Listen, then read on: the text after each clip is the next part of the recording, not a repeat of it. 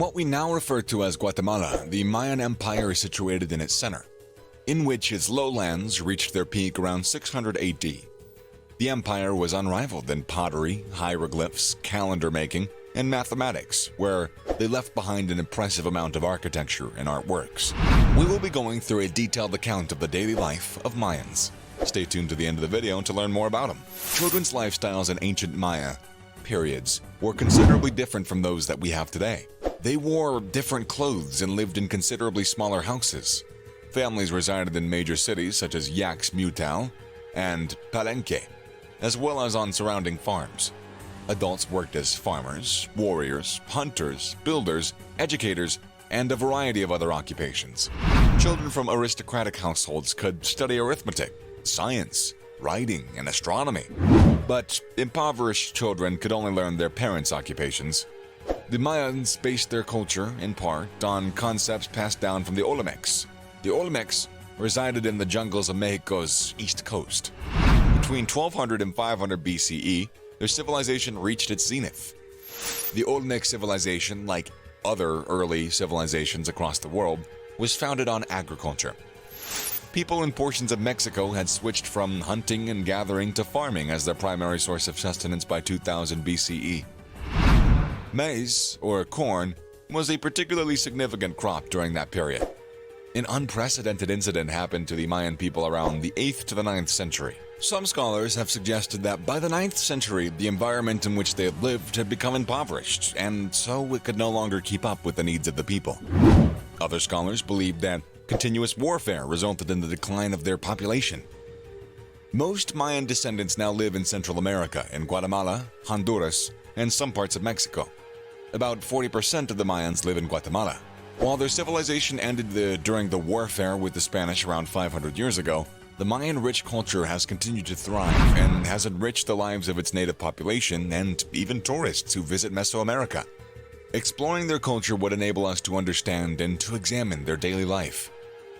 By looking at the history and the daily life of the Mayans, we can see that not much differentiates their way of life from ours, even when our cultures are hundreds of years apart.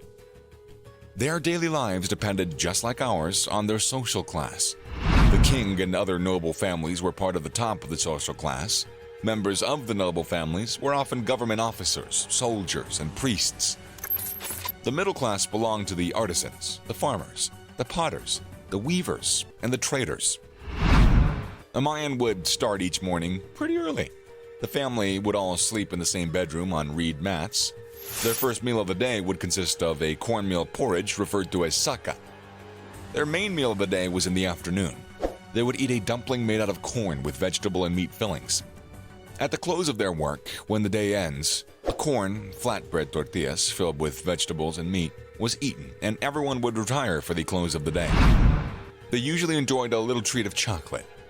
They were found to be the first to ever discover cocoa and use it in making chocolate. The cocoa plant was used as a means of exchanging, as it was so important to them that it was valuable as a currency. These cocoa beans were seen to be of religious importance, as they were often associated with the Maya god. Believing that their god would be fond of a nice hot cup of chocolate, they most oftentimes used it as sacrifice instead of blood. Mayans saw clothes as more than just about comfort or even color. They used it as a unique form of communication. A person's social status, family, and even community could be identified from their clothes, as only members of a royal family or a noble could be seen in certain clothing. The major clothing for the Mayan people was a simple loincloth for the men and boys. Noblemen most times decorated their lao clothes with feathers. Most men would sometimes wear skirts or kilts over their loincloths, and this could also be decorated concerning a person's social status. The women wore sleeveless blouses and long skirts. While most of them decorated their skirts beautifully, the noble women decorated theirs more definitely and elaborately. Wrapped around their hips were long, colorful scarves. A warm cloak or shawl is wrapped around the body during winter. The Mayan people were most dependent on agriculture for their trade and food. Farming wasn't so easy in their communities, as they resided in highly dense regions with very little water. And so in their mountains, they made the earth steeper. And in their swamps, they constructed platforms surrounded by canals that drained off excess water around. In the dense regions of their forests, they practiced something referred to as the slash and burn system of cultivation, whereby a part of the forest was cut down and the trees were burned. Seeds were sown on these parts, and after a while, when the nutrients had depleted, they moved on to another part of the forest and they did the same thing. After the growing season was over and the crops harvested, the farmers would return and work on building the Mayan Empire. The Mayan commoners lived a highly physical life, but that doesn't mean that they lived an unhappy or unsatisfied life.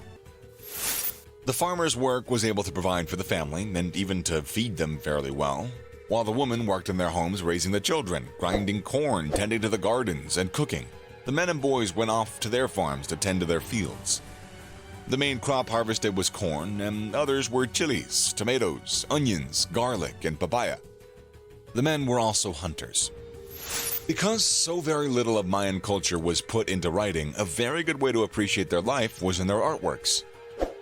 Pottery is a very important way of looking at their daily lives. All of their pottery works were shaped with clay stacked on top of each other and the work smoothed by hand. Well, this is because there was no existence of a pottery wheel at the time.